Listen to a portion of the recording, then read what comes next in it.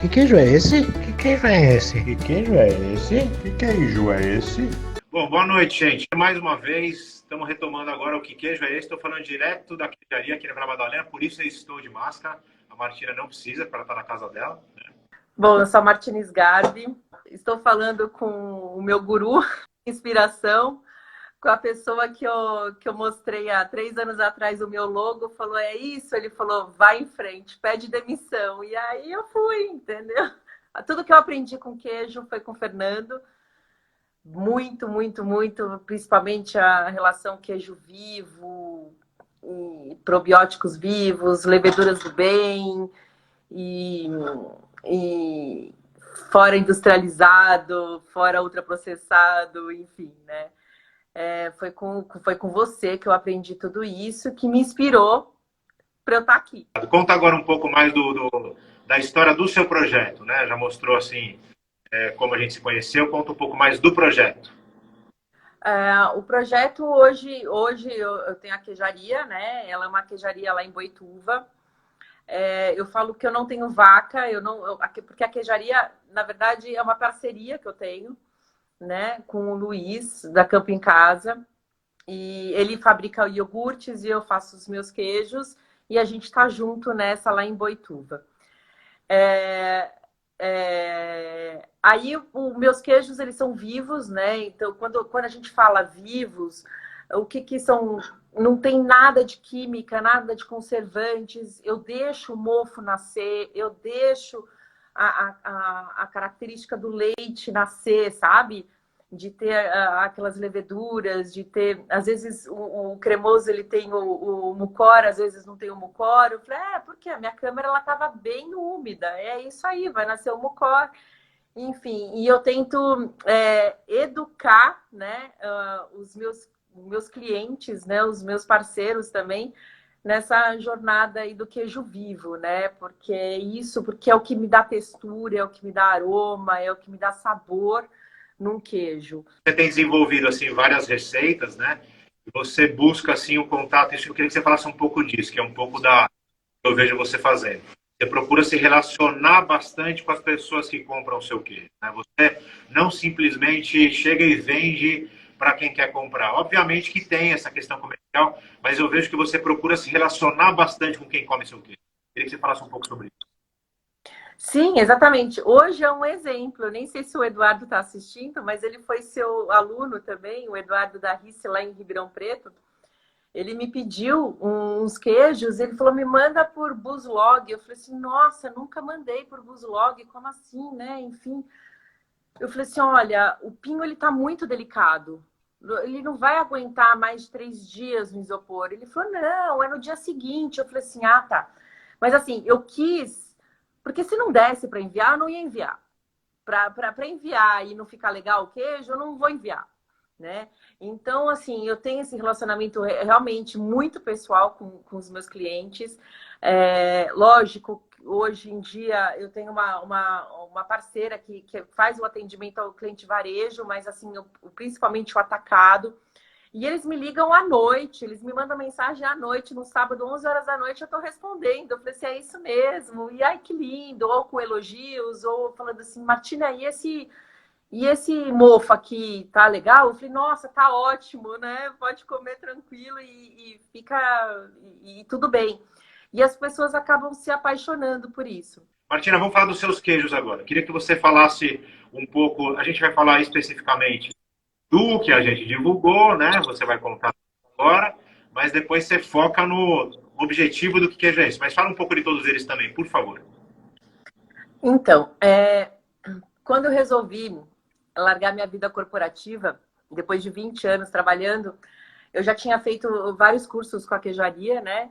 E aí eu lembro que no dia da minha saída da empresa, que demorou uma transição de 3 meses ali, no dia da saída, no dia seguinte eu estava no aeroporto indo para a França e para a Itália, para aprender mais sobre queijos.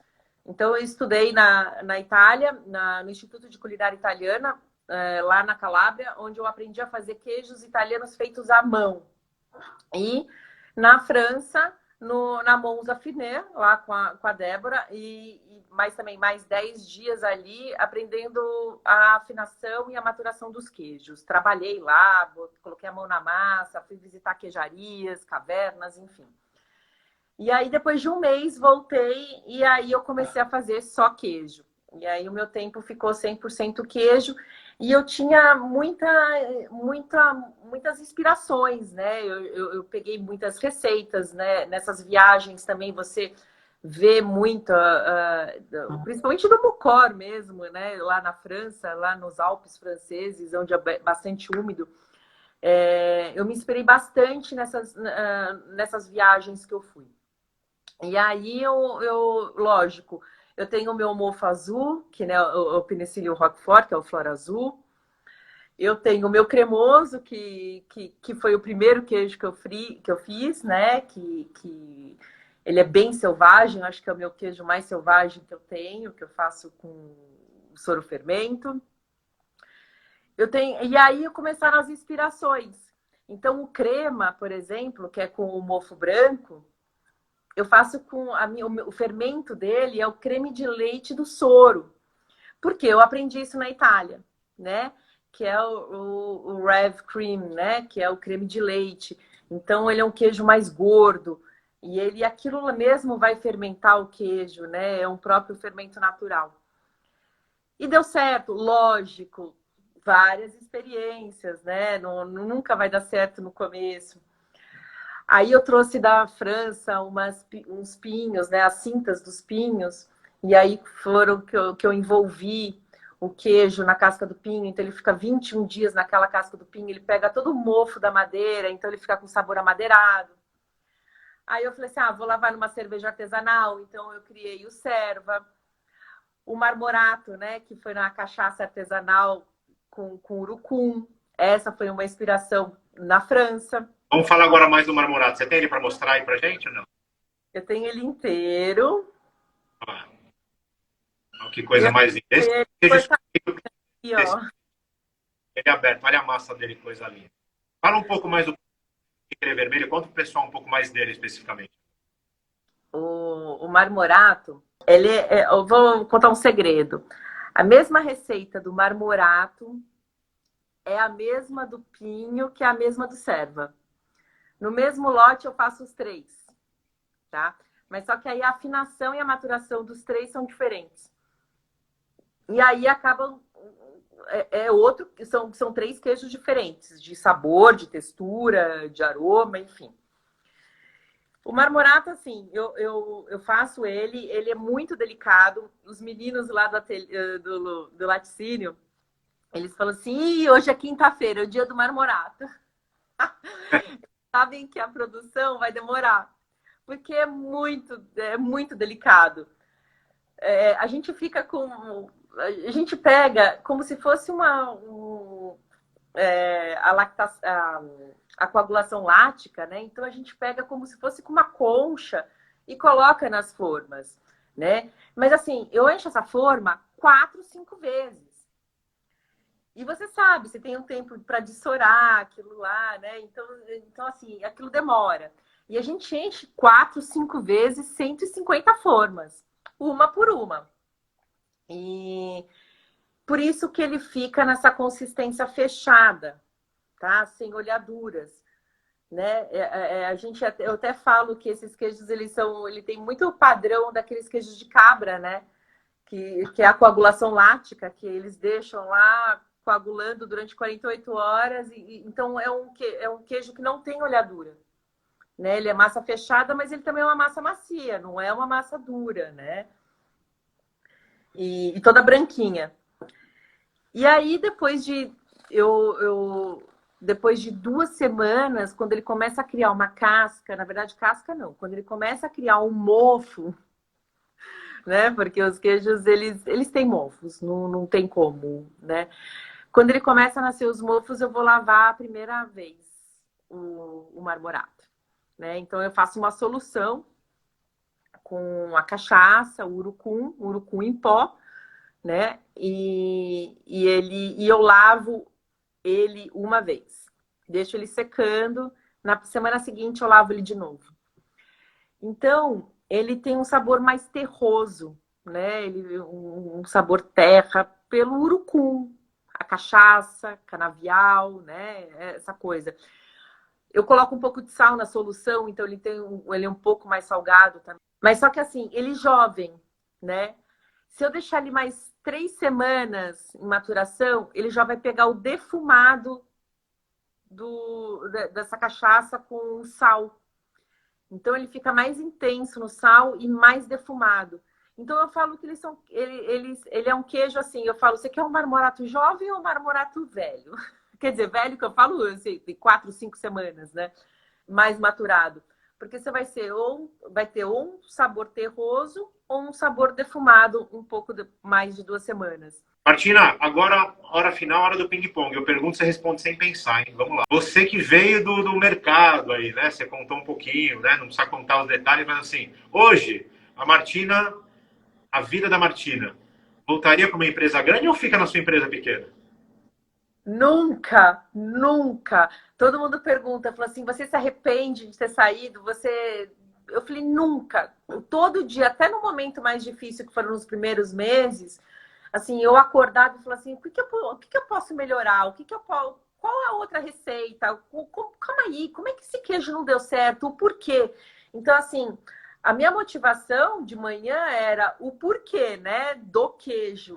Não porque que eu estava ali, ou cadê o meu computador na frente e ficar 8 horas ali sentada ali fazendo o número dos outros. Não, não, nunca, nunca me arrependi. Pelo contrário, assim, só gratidão. A gente vê que você está muito feliz. E segunda pergunta, com relação ao apoio assim da família, dos amigos, com relação a essa mudança de vida, você sempre teve apoio ou teve gente muito próxima que falou, não, não faz isso, cuidado? Fernando, 99% das pessoas, quando eu falei que eu ia mudar para a vida, que eu ia ser uma queijeira, que eu ia ficar só na 100% nisso, falava assim, você é louca. Eu vou te falar que esse 1%, sabe quem foi? Foi meu ex-marido. Porque o resto, minha mãe, meu pai, meus irmãos, meu namorado na época, todos, você é louca, você pirou, não sei o quê. Até o meu ex-chefe falou assim, não, faz os dois juntos, fica em paralelo, fica aqui, eu te dou essa licença, você fica 1 mês lá na França, na Itália, mas você volta, você fica. Eu falei, não dá para fazer as duas coisas. Ou eu vou fazer uma coisa, ou eu vou fazer outra. Não tem como. Eu já fiquei 2 anos nessa divisão, assim, de final de semana só, mas como eu queria viver disso, como eu queria... não estou falando financeiramente, eu estou falando viver o meu hobby, viver a minha paixão, viver o que eu gosto, né? E aí eu resolvi ficar 100%. Terceira pergunta, para quem está começando aí, muita gente assiste, né, as nossas lives porque está se interessando e tal. Dá para maturar queijo em casa? Dá. Eu comecei em casa, né? Não quer dizer em casa, não, no apartamento. Eu quebrei o banheirinho que tinha no fundo da lavanderia, coloquei 2 geladeiras de maturação ali, e aí então eu fabricava em Boituva, eu ia de sábado para Boituva, ficava lá fazendo queijo, voltava com os queijos e colocava nas minhas geladeiras. Eu maturava e eu pedia ajuda, né? Eu mandava foto, e eu falei, e agora? Enfim, mas assim, eu tava falando de 20 queijos no máximo, né? Mas é aí que começam as experiências. Aí eu lembro que o meu cunhado fez um umidificador para colocar dentro da geladeira, e aí eu tinha temperatura. Quarta pergunta. Você já falou aí que você errou bastante para chegar nas receitas e tudo mais. Mas você já está naquela fase que você já acertou tudo ou você continua errando de vez em quando? Não. Agora, graças a Deus, eu acertei. Assim, eu tenho ficha técnicas de todos, eu tenho uma padronização, os meninos lá do Laticínios também têm a padronização de tudo, eles medem o pH para mim, eles mandam a foto do pH e falam assim, incrível, é isso mesmo. Eles, como é que você sabia disso? Eu falei assim, gente, é lógica, né? É química. Mas assim, tá tudo certo, tudo padronizado. O que ainda diferencia em lotes eu falo que é o leite agora do inverno e o leite do verão, né? Não tem como. E a parte ainda do tamanho do queijo, né? Enfim, isso que é artesanal não tem como também. Mas, assim, a padronização da receita do queijo, 100% todos. Eu perguntei porque é importante as pessoas entenderem, né, que você vinha falando, que precisa errar muito, né? Precisa da cabeçada para poder chegar no estágio que você tem hoje de controle das receitas e tudo mais. É importante essa... Porque as pessoas acham que é rápido o processo e não é, demora. Demora sim, não é 30 anos, mas não é também em meses que você vai resolver. Tem que errar bastante no começo. E também não pode desistir, né, Fernando? Não pode desistir, né? Por exemplo, o meu cremoso azul, eu parei com o cremoso azul, que ele era também muito selvagem, pelo soro fermento, enfim. E eu criei o Flora Azul. E aí o Flora Azul agora ele tá no padrão, e é isso aí, tá tudo certo. Todos os lotes estão 100%. Do jeito que você gostaria. E me fala uma última pergunta. Qual queijo que você ainda não fez que você sonha em fazer? Assim, um estilo de queijo. O que você tem em mente assim que você ainda vai buscar e que você ainda não fez? Olha, esse cremoso azul, sabe? Mas aquele cremoso de colher. E eu sou apaixonada por esse queijo.